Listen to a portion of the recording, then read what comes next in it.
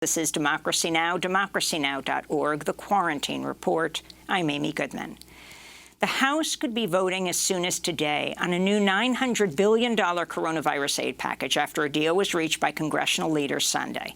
While the legislative text has not yet been released, the package is expected to include $600 relief checks for qualified adults and children and a temporary $300 increase in weekly unemployment benefits. The bill is expected to extend a CDC moratorium on evictions until January 31st.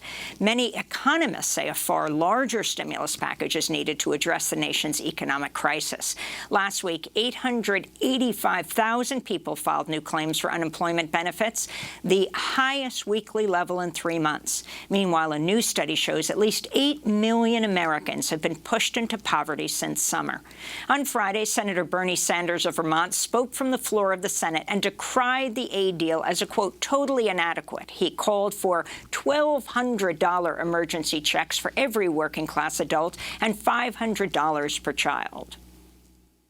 This country faces the worst set of public health and economic crises that we have faced in over 100 years. As a result of the pandemic, more people are becoming infected than ever before. Right now, hospitalization is higher than it has ever been before right now. And more people are dying than ever before, literally day after day. Now, we all hope and pray that the new vaccine will be distributed as quickly as possible and that it will put an end to this nightmare. But today, the truth is that millions of low-income and middle-class families are suffering in a way that they have not suffered since the Great Depression of the 30s. Today, the reality is that over half of our workers are living paycheck to paycheck, trying to survive on a starvation wage of 10 or 12 bucks an hour.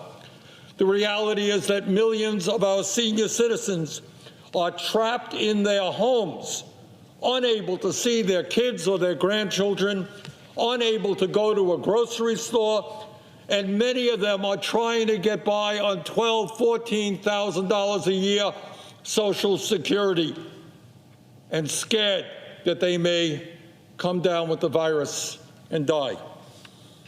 In addition, millions more with disabilities are suffering. Further, in our country today, 1 out of 4 workers are either unemployed or make less than $20,000 a year. And in the midst of this pandemic, because we are the only major country on earth not to guarantee health care to all people as a right, in the midst of this pandemic, worst health care crisis in 100 years, over 90 million Americans are uninsured or underinsured and unable to go to a doctor when they need to. Further, we have the worst eviction crisis in modern history. Some 30 million families worried that because they cannot pay their rent, they may end up out on the street. That is, Mr. President, where we are today economically.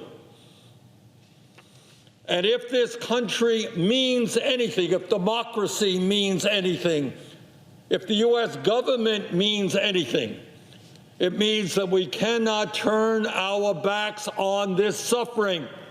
Not in Vermont, not in Wisconsin, not in New York, not in any state in this country where people are hurting in an unprecedented way. Mr. President, members of Congress should also be aware that we are far behind other major countries in terms of protecting working families during this pandemic. Not only does every other wealthy country guarantee health care to all people as a human right, almost all of them are providing far more generous benefits to the unemployed and the struggling in their countries than we are doing in our country. Mr. President, Madam President, several months ago, I introduced legislation along with Senator Kamala Harris, now our Vice President-elect, and Senator Markey, that would, during the course of this economic crisis, provide $2,000 a month, $2,000 a month to every working-class person in this country. And frankly, that is exactly what we should be doing. But unfortunately, given the conservative nature of the Senate, I understand that is not going to happen. Yet, at a time of massive income and wealth inequality, as Senator Schumer just indicated, at a time when huge corporations were making record-breaking profits, the Republican leadership here in the Senate was able to provide over $1 trillion in tax breaks to the 1% and large corporations. Yes, at a time when climate change, yes, climate change is real, at a time when climate change threatens the entire planet, this Congress was able to provide hundreds of billions of dollars in corporate welfare to the oil companies and the gas companies and the coal companies who are exacerbating the climate crisis. Yes, just the other day, here in the Senate and in the House, legislation was passed which would provide $740 billion to the military, the largest military budget in history, more than the next 10 nations combined. We spend more on the military than the next 10 nations combined. So we could do all of those things. Tax breaks for billionaires, massive corporate welfare, huge military expenditures. But in the midst of the worst economic meltdown since the Great Depression, somehow Congress is unable to respond effectively to the needs of working families. Madam President, as a result of the pandemic, the government told restaurants and bars, retail stores, movie theaters, schools, malls, small businesses all over this country, shut your doors. It is too dangerous for you to be open now. And they did that because that is what the public health experts said was the right thing to do in order to control this horrific pandemic.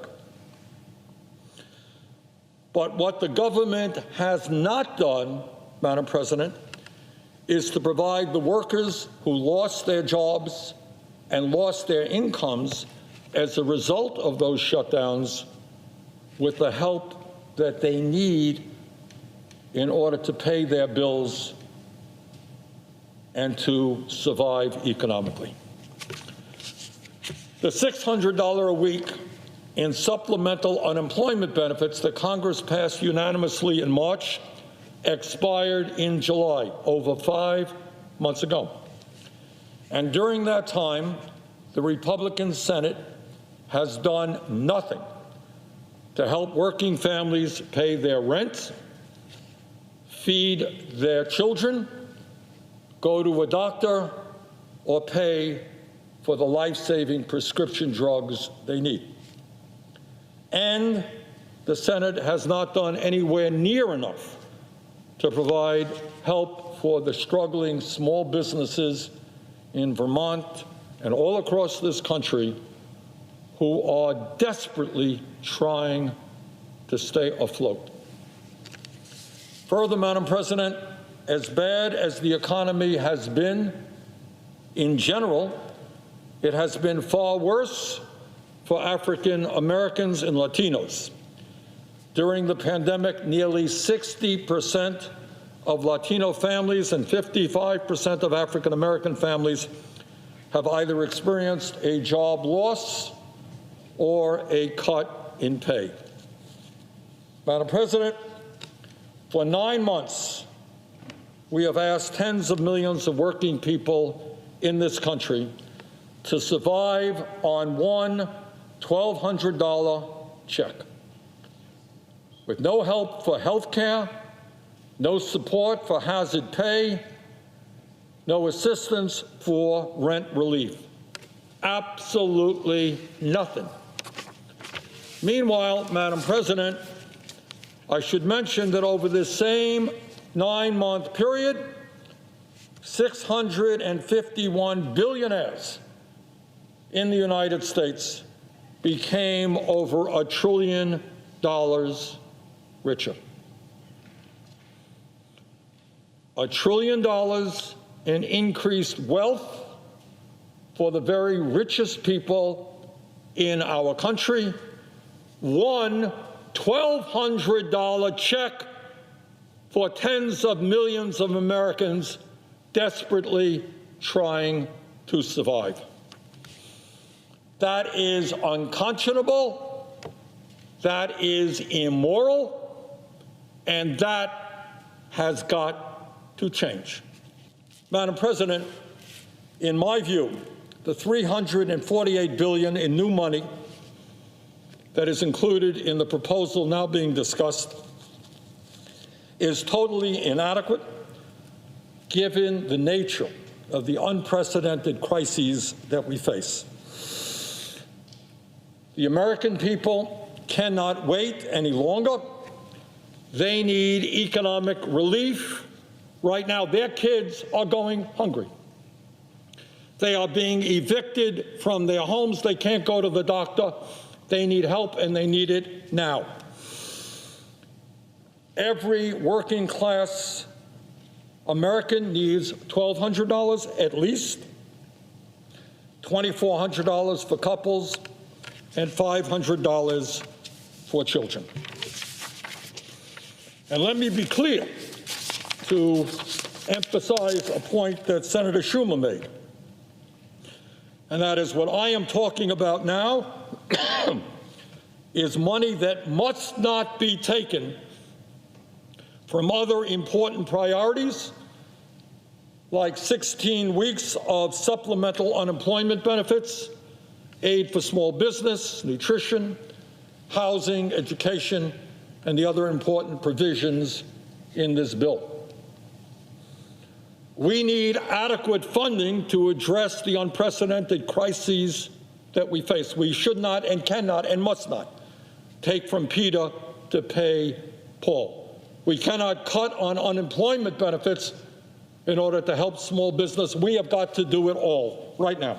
Senator Bernie Sanders speaking Friday on the floor of the House. He wore his mask throughout his speech. Next up, we look at President-elect Joe Biden's climate crisis team, which he announced Saturday.